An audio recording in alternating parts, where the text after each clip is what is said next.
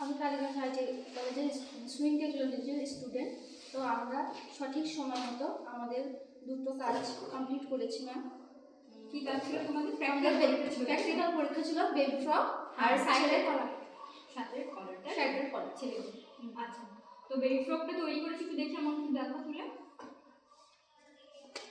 আচ্ছা, বাহ বেশ সুন্দর হয়েছে, একদম মিষ্টি। এটা কত বছরের বাচ্চাদের তাও হবে? মিনিমাম 1 বছর এরকম হবে। হ্যাঁ, আচ্ছা, একটু দেখি বেবি ফ্রকটার সাইজটা। আমি কুচি দিয়েছো তাই তো? হ্যাঁ, গ্যাদার স্টিচ তাই তো? গ্যাদার করেছো, আর এখানে সুন্দর একটা ফুল করেছো, বাহ বেশ ভালো লাগছে দেখতে। আর ম্যাম এটাতে একটু হ্যান্ড স্টিচ করেছে এখানে। আচ্ছা আচ্ছা, ঠিক আছে। বাহ বেশ ভালো হয়েছে তোমাদের ফ্রকটা, এবং অনেকটাই ঘের হয়েছে, খুব সুন্দর ফ্রক হয়েছে।